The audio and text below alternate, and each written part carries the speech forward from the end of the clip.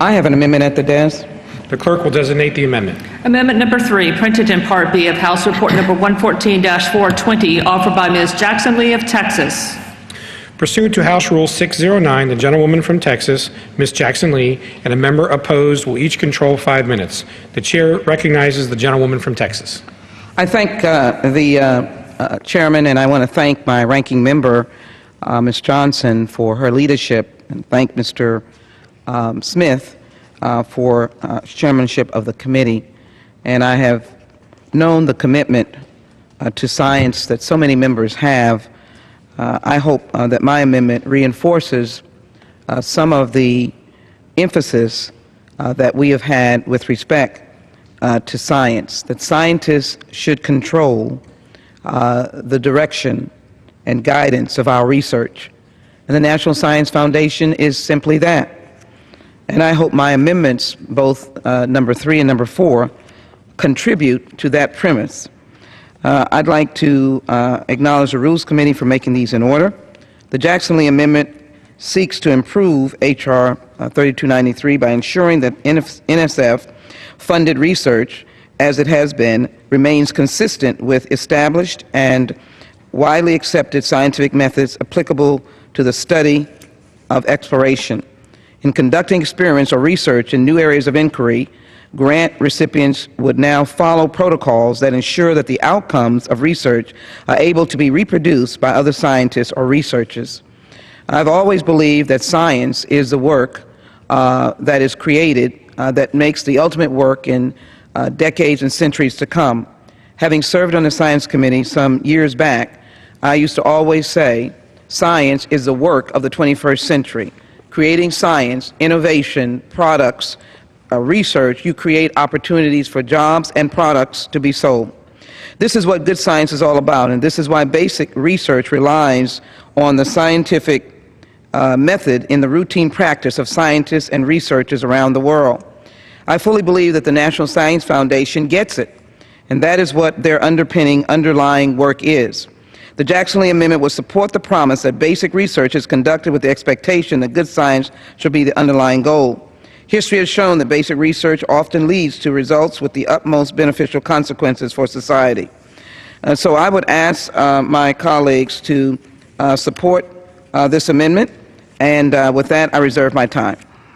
The gentlewoman from Texas reserves. For what purpose does the gentleman from Texas seek Mr. Chairman, I claim the time in opposition to this amendment, but I do not oppose the amendment. Objection. The gentleman is recognized for 5 minutes. Okay. Mr. Chairman, I support this amendment by the gentlewoman from Texas, Ms. Jackson Lee. The amendment requires that in addition to the National Science Foundation making a determination that a grant is worthy of federal funding and in the national interest, the NSF must also determine that the grant is, quote, consistent with established and widely accepted scientific methods applicable to the field of study or exploration, end quote. I agree that this is an important determination. Basic research funded by taxpayers must have a sound scientific foundation. Reproducibility, the ability of an entire experiment or study to be duplicated, especially by someone else working independently, is the gold standard in the scientific method. NSF should ensure that the research it funds meets this gold standard so taxpayers' dollars do not go to waste. I thank the gentlewoman for her amendment, and I do support it, and I'll yield back the balance of my time. The gentleman from Texas yields back. The gentlewoman from Texas is recognized. Let me thank the gentleman very much for his support and the support of the ranking member. With that, I ask my colleagues to support the Jackson Lee Amendment, and I yield back my time. The gentlewoman yields back. The question is on the amendment offered by the gentlewoman from Texas. Those in favor say aye. Those opposed, no. In the opinion of the chair, the ayes have it. The amendment is agreed to. It is now in order to consider amendment number 4, printed in Part B of House Report 114-420. For what purpose does the gentlewoman from Texas seek recognition? Mr. Chairman, I have an amendment at the desk. The clerk will designate the amendment. Or printed in Part B of House Report number 114-420, offered by Ms. Jackson Lee of Texas. Pursuant to House Resolution 609, the gentlewoman from Texas, Ms. Jackson Lee, and a member opposed will each control 5 minutes. The chair recognizes the gentlewoman from Texas. Thank you very much, Mr. Chairman. I restate my earlier premise that science is a work of the 21st century. Maybe we'll be saying the 22nd century. Because when you are innovative and you do research, you create jobs and opportunities. So this amendment establishes that basic research is in the national interest of the United States. Let me suggest to you that with all of the universities that we have in this country, when I travel, I always hear individuals seeking to come to be taught in American institutions of education, of higher education. It is because of the creative thought, and in many instances, the research that is done, whether in medicine or all the forms of science, technology, because we have a free-flowing basis upon which people can think and invent.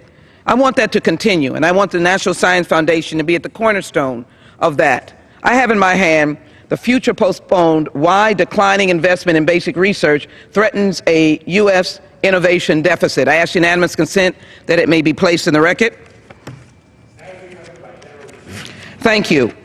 What this paper cites, in 2014, notable scientific advancements included landing of a man-made Earth object on a comet, discovery of a new fundamental particle which provided vital information on the origin of the universe, development of the world's fastest supercomputer, and a tremendous increase in plant biology that is discovering new and better ways to make global food requirements.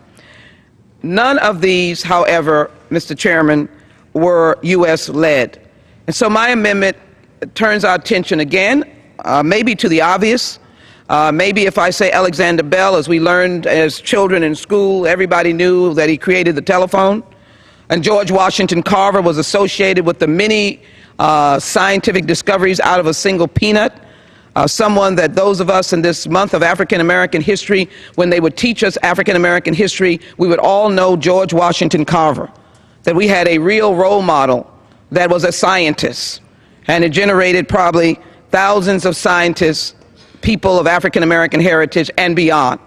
And so I want my amendment to emphasize that we want the long list of innovation to be on our side and to continue the tradition and trajectory that we've had of basic research that then applies to all levels to create opportunities of work and genius that is here in this country.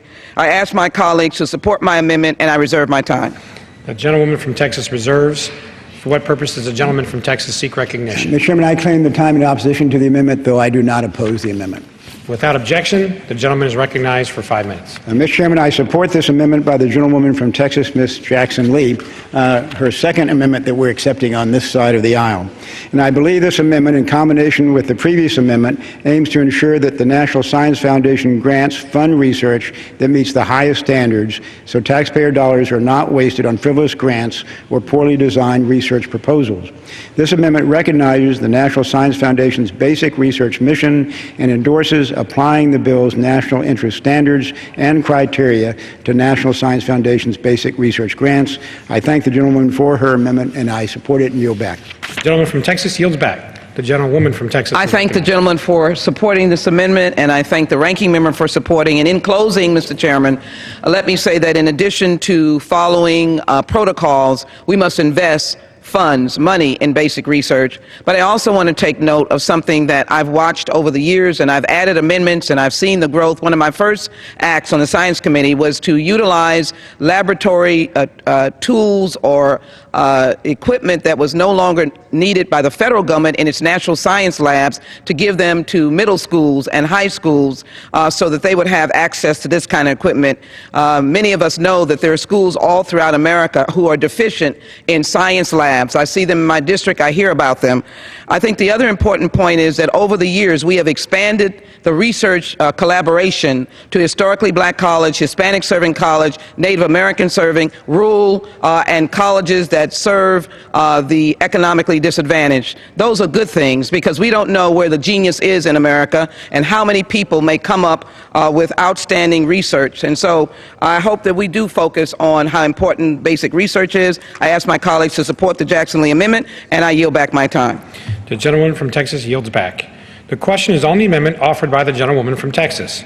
Those in favor say aye. Aye. Those opposed, no. In the opinion of the chair, the ayes have it. The amendment is agreed to.